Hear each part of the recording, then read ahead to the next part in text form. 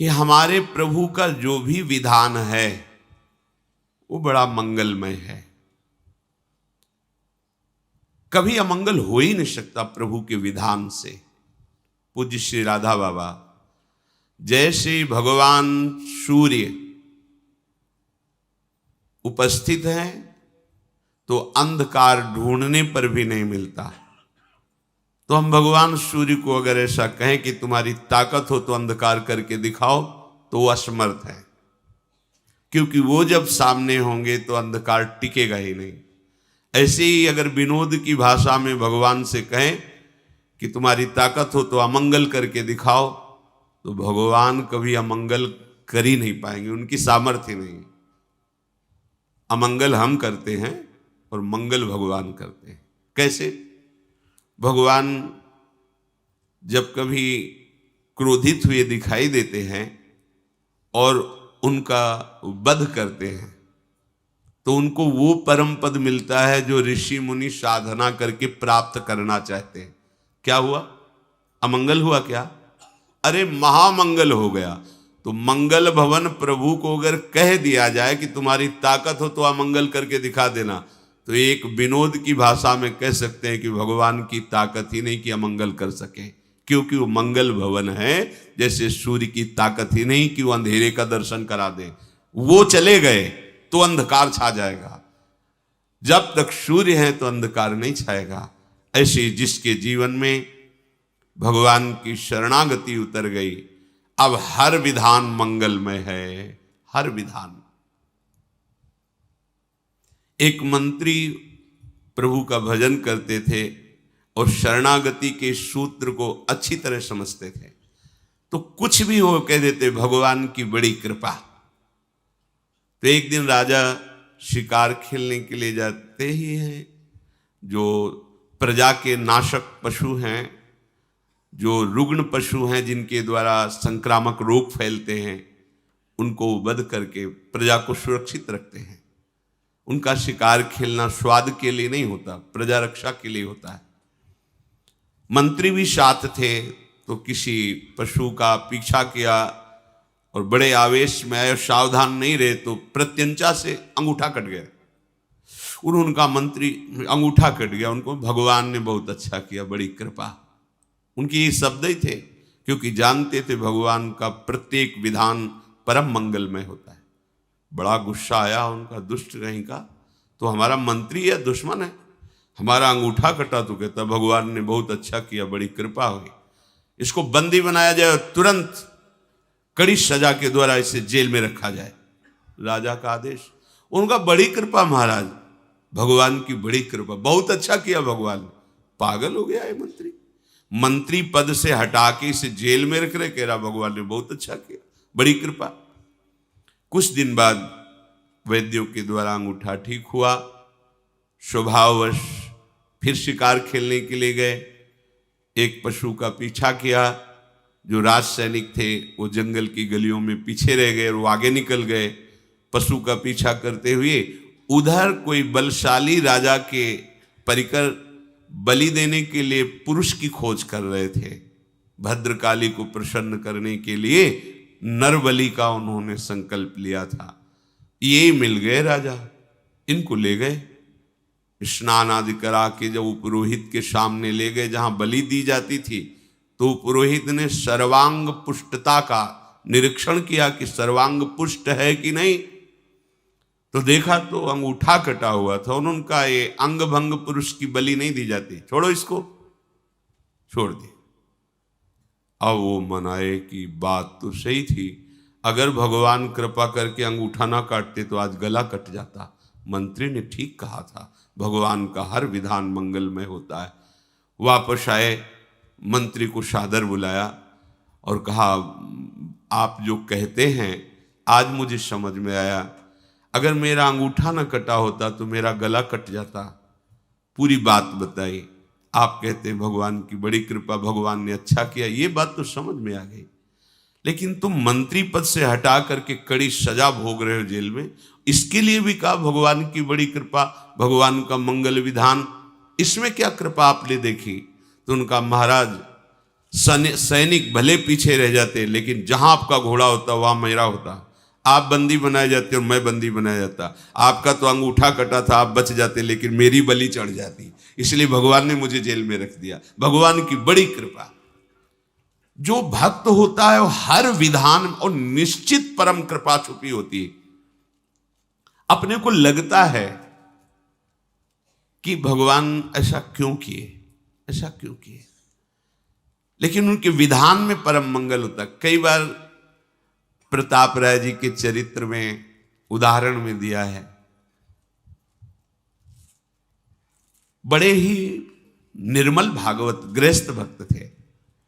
उनके कुल परंपरा में जीवन यापन के लिए एक वृत्ति थी कि जैसे आपको कोई काम है तो आप अपना आभूषण रख जाइए और पैसा ले जाइए, और फिर ब्याज सहित पैसा दे जाइए और आभूषण ले जाइए। महाजन लोग पहले ऐसा करते थे। उसी से ठाकुर सेवा, संत सेवा और भजन, अन्य कोई वो कार्य नहीं करते थे। जो कुल परंपरागत चल रहा था वैसा भी करते।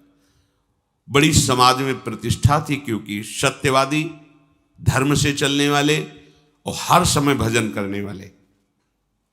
माला लिए बैठे रहते थे गद्दी में, कोई आया बस ऐसे। तो जो वहाँ के काजी थे वो अन्य धर्मावलंबी थे, तो कुछ दुष्ट लोगों ने उनको भड़काया कि इसकी इतनी प्रतिष्ठा हो रही है, इतना मान हो रहा है और धन भी आ रहा है।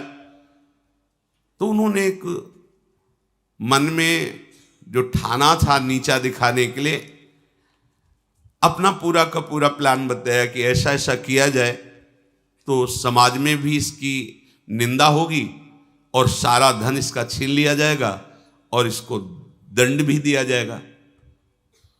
काजी को सहमत कर लिया। 3 लोग इसमें प्रमुख बने। एक गया, प्रणाम किया प्रताप राय जी को और कहा हमारी बेटी का ब्याह है, 10,000 रुपये चाहिए। तो बोले आपको हमारे यहाँ का सिद्धांत पता होगा? बोले हाँ, हम पहले से जानते हैं। ये कुछ हमारे स्वर्ण आभूषण हैं। वो देखते भी नहीं थे।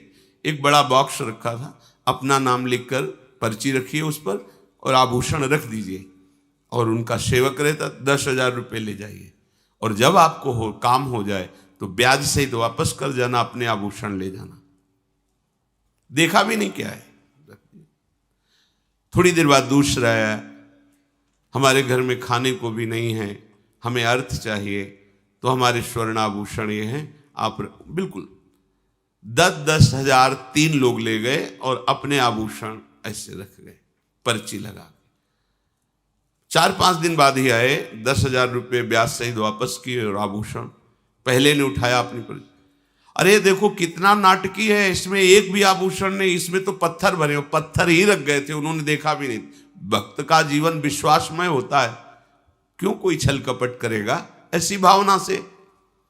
थोड़ी देर में दूसरा गया, थोड़ी देर में तीसरा गया, तीनों ने अरे देखो ये नाटक, हमारा स्वर्णाभूषण हटा करके पत्थर भर के रखा है, हमने तो ब्याज से इसको पैसा दिया, ऐसा।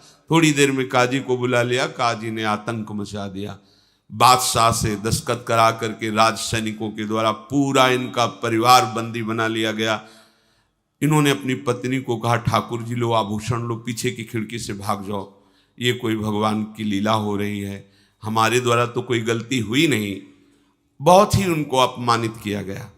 गांव के लोग समझ गए कि ये पाखंड कर रहा था, भक्ति नहीं कर रहा था। अरे एक आदमी झूठ बोलेगा, 3 आदमियों के साथ, और वो कपटी ठग थे ही। ऐसा होता है, भगवान की बड़ी विचित्र लीला होती।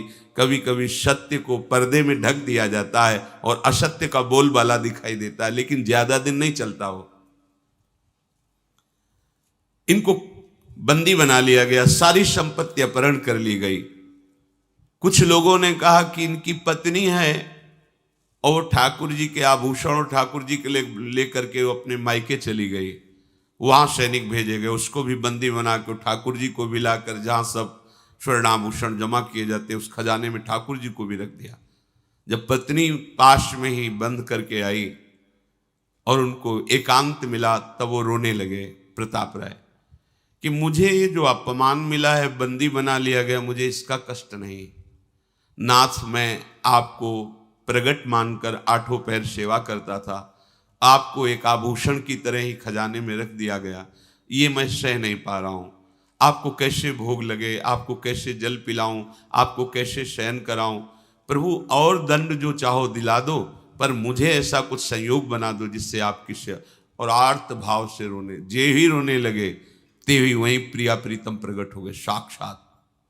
ओह, जो बड़े बड़े ऋषि मुनियों की आकांक्षा होती साधना करते हुए, वो आराध्य देव कैसे मिलते हैं, उनका विधान कड़ुआ हो सकता है, लेकिन परिणाम महामंगल में लूट गए चरणों में। तत्काल भगवान ने कई विश्वसनीय जनों को, अधिकारियों को प्रेरणा दी कि ये निर्दोष है। जांच की गई तो काजी सहित उन तीनों को झूठा पाया गया। बादशाह की तरफ से उनको दंड मिला और पूरे नगर में ससम्मान के साथ प्रताप राय जी को फिर स्थापित, उनकी प्रतिष्ठा, उनका मान, उनके ठाकुर, उनकी संपत्ति। और राजा ने कहा आज के बाद सदैव हमारा सहयोग रहेगा। क्या हुआ? थोड़ी देर के लिए कड़ुआ विधान नजर आया, लेकिन भगवत साक्षात्कार का योग बन गया। जो भक्त है उसके हृदय में निश्चय हो जाता है कि अब जो होगा वो सब मंगल विधान भगवान का होगा। एक होता है सहना कि अब क्या करें, भगवान है, जो करेंगे सहना ही पड़ेगा। और एक होता है आनंदित होकर कि मेरे प्रभु जो कर रहे हैं बहुत मंगलमय कर रहे हैं। आप इतना समझ लो कि भगवान के भंडार में आनंद ही आनंद है, दुख तो है नहीं। अमृत ही अमृत है, जहर है नहीं। विश्वास कर लीजिए, किसी भी तरह से वो प्रयोग करेंगे तो अमृत और आनंद की अनुभूति होगी। यद तज्ञे विषम्यु परिणामे अमृतोपमम। शुरुआत तुम्हें विष जैसी लग सकती है, पर वो विधान तुम्हें अमृत में डुबो देगा। विश्वास कर लो।